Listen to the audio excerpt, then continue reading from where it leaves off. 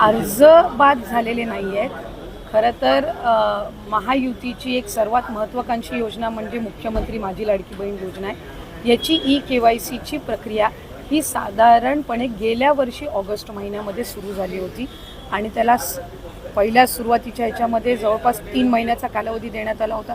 मग वाढवून आणखीन 2 महिने दिला, आणखीन 2 महिने त्याच्यामध्ये वाढ झाली आणि असा 8-10 महिन्यांचा कालावधी हा KYCसाठी दिला होता. आणि ही KYC प्रक्रिया ही फक्त ह्या लाडकी बहीण योजनेमध्ये नाही आहे, तर ज्या ज्या राज्याच्या डायरेक्ट बँक ट्रान्सफरच्या योजना आहेत म्हणजे DBTच्या योजना आहेत ह्या सगळ्यांमध्ये KYC प्रक्रिया केली जात असते. आणि हा जो 80 लाखाचा आकडा आहे हा फक्त KYCचा नाही. यात KYCचे काही महिला असतील ज्यांनी KYC केलेली नसेल इतक्या मुदतीत सुद्धा तेही आहेत. काही आम्हाला गेल्या 10-10.5 महिन्यापासून आम्ही एक IT विभागाचा म्हणजे इन्कम टॅक्सचा आम्ही जो आकडा ज्यांचं उत्पन्न 2.5 लाखापेक्षा जास्ती आहे हा डेटा जो आहे हा आम्ही त्या ठिकाणी मागवलेला होता.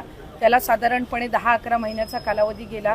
तर त्या जवळपास एक 11, 11.5, 12 लाख हा तो डेटा याच्यामध्ये 80 लाखामध्ये समावेश आहे.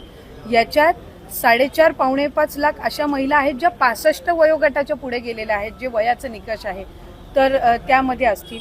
त्याच्यानंतर याच्यात सरकारी कर्मचारी ज्यांनी लाभ घेतला होता ते काही हजारांमध्ये होते, 14-14.5 हजार असतील. त्यांच्याकडून वसुली जी आहे ही गेल्या 8 महिन्यापासूनच सुरू आहे, त्याच्यामुळे ते याच्यामध्ये आहेत. तर अशा पद्धतीनं काही नमो शेतकरीचे आहेत जे नमो शेतकरीचाही लाभ घेत होते, याचाही घेत होते. तर अशा पद्धतीनं ते साधारणपणे हा आकडा आहे. याच्यात सुद्धा काही आमच्याकडे ज्या लाभार्थी महिला आहेत यांनी विनंती केलेली आहे की त्यांनी KYC करून सुद्धा त्यांना लाभ हा बंद झालेला आहे. आम्ही त्याची फेर तपासणी करत आहोत जेणेकरून कुठलीही महिला जिनी KYC केलेली असेल ती लाभापासून वंचित राहता कामा नये. त्याच्यामुळे राज्याचे मुख्यमंत्री देवेंद्र फडणवीस साहेब, एकनाथजी शिंदे साहेब, आदरणीय सुनेत्रा काकी असतील, मंत्रिमंडळ असेल, याच्यानी आपण ती ज्यांनी KYC केलेली आहे पण त्यांचा कदाचित काही कारणास्तव टेक्निकल अडचणीमुळे लाभ बंद झाला असेल ती आम्ही करतोय. काही अशा आहेत ज्यांनी संजय गांधी निराधार योजना आणि लाडकी बहीण योजना ह्या दोन्हीमधून जे लाभ घेत होते ते छाननीमध्ये कट झालेले आहेत. पण त्यांना दोन्हीपैकी एका योजनेचा कंपल्सरी लाभ हा आपण देणारच आहोत. त्याच्यामुळे जे अशा बाय डिफॉल्ट दोन्हीकडे लाभ घेत होते आणि दोन्हीकडनं त्यांची नावं कट झालेली आहेत त्यांना दोन्हीपैकी एका योजनेमध्येच तरी 100% त्याचा शासकीय ह्या योजनांचा लाभ हा मिळणार आहे.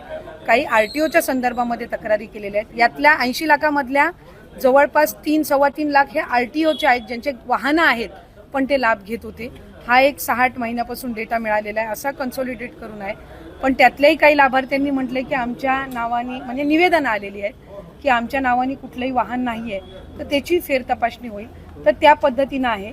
आणि साधारणपणे ज्यांनी KYC चुकवलेली होती त्यांना 30 एप्रिलपर्यंतची मुदत ही देण्यात आलेली होती दुरुस्ती करण्याची. त्यामुळे असं आहे. आणि अजूनसुद्धा फेब्रुवारी-मार्च महिन्याचा लाभ हा आम्ही गेल्या आठवड्यापासून वितरित करायला सुरुवात केली आहे. त्यामुळे हा आकडा किती असेल म्हणजे वितरित केल्यानंतर हा 7-8 दिवसाच्या कालावधीमध्ये लक्षात येईल.